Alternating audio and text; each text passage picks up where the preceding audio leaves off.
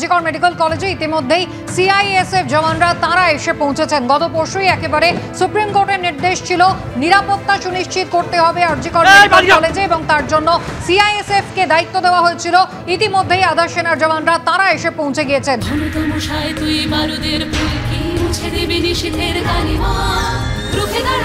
একজন মা হয়ে বলছি, সফল জীবনের জন্য যেমন চাই মজবুত হয়ে ওঠা শিক্ষা, মজবুত চুলের জন্য তেমনই চাই Alopex long and strong hair oil. দু কোম্পানি আধা সেনা তারা মোতায়েন থাকবেন। মূলত 26টা পয়েন্ট বাছাই করা হয়েছে। গতকাল সিআইএসএফ এর ডিআইজি এসেছিলেন, বৈঠক করেছেন এবং তারপরে 26টা জায়গা তারা নির্বাচিত করেছেন যেখানে সিআইএসএফ আধিকারিকদের নিরাপত্তার জন্য মোতায়েন করা হবে। আজও একেবারে শুনানির শুরুতেই আপনারা শুনেছেন যেখানে কর্মবিরতি প্রত্যাহার করার কথা সুপ্রিম কোর্ট আবারও বলেছেন, এবং জুনিয়র ডাক্তারদের, নার্সদের যারাই দায়িত্বে রয়েছেন তাদের সুরক্ষার যাবতীয় দায়িত্ব নেওয়া হবে, এমনটাই বলা হয়েছে। সিআইএসএফ ইতিমধ্যেই এসে পৌঁছে গিয়েছে জি কর মেডিকেল কলেজে। ময়ূক ঠাকুর চক্রবর্তী সরাসরি রয়েছেন আমাদের সঙ্গে। ময়ূক, সিআইএসএফ ইতিমধ্যেই এসে পৌঁছলো।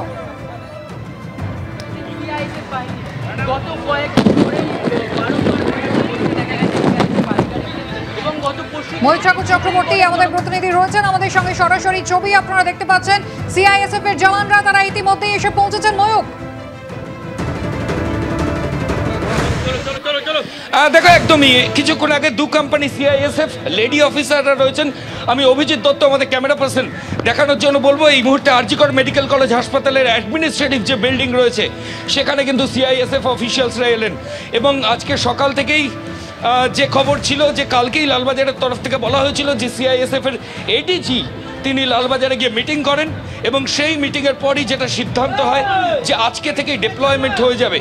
এই মুহূর্তে সরাসরি ছবি জি কর মেডিকেল কলেজ হাসপাতালের অ্যাডমিনিস্ট্রেটিভ বিল্ডিংয়ের সামনে থেকে আমরা যেটা দেখাচ্ছি, এখানে সিআইএসএফ এর যারা অফিসিয়ালস, দু কোম্পানি সিআইএসএফ তারা ইতিমধ্যেই জি কর হাসপাতালে কিন্তু চলে এসেছেন, এবং এখানে তাদের সিনিয়র অফিসাররা রয়েছেন। ইতিমধ্যে ডিআইজি সিআইএসএফ তিনি নিজে এসেছেন।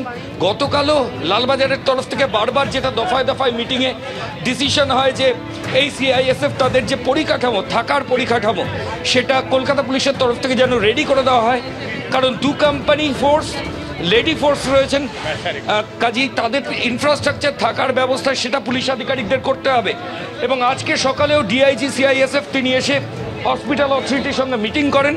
তারপর এই মুহূর্তে জি কর মেডিকেল কলেজ থেকে সরাসরি যে ছবি আমরা দেখাচ্ছি, যে সিআইএসএফ এর অফিসিয়ালসরা তারা তাদের সিনিয়র অফিসার তারা রয়েছেন, এবং তার সঙ্গে এখানকার লেডি অফিসার রয়েছেন সিআইএসএফ এর, এবং অন্যান্য যারা অফিসিয়ালস রয়েছেন তাদের ব্রিফিং হবে। অর্থাৎ এই যে হিউজ সিআইএসএফ ফোর্স আমরা এই মুহূর্তে এবিপি আনন্দ সরাসরি যাদের দেখাচ্ছি, তারা কিন্তু এরপর থেকে জি কর মেডিকেল কলেজ হাসপাতালেই ডিপ্লয়েড থাকবে মহামান্য সুপ্রিম কোর্টের নির্দেশ অনুযায়ী।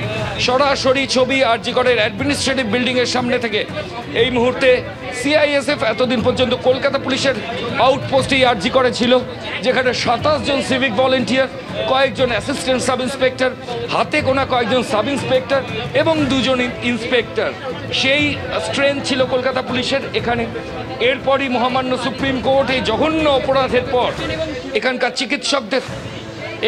এখানকার চিকিৎসকদের নিরাপত্তার জন্য সিআইএসএফকে এখানে মোতায়েনের কথা বলেন, এবং তারপর এই মুহূর্তে যে ছবি আমরা দেখাচ্ছি যে সিআইএসএফ আধিকারিকরা তারা এসে গেছেন এবং তাদের ব্রিফিংয়ের প্রসেস ইতিমধ্যে শুরু হবে।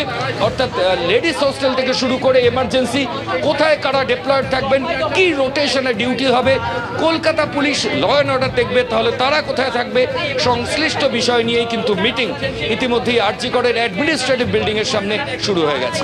একেবারেই মূল তুমি আমাদের ছবি দেখাতে থাকো, আমি চলে যাবো আমাদের আরেক প্রতিনিধি জিলাম করঞ্জাই রয়েছেন আমাদের সঙ্গে।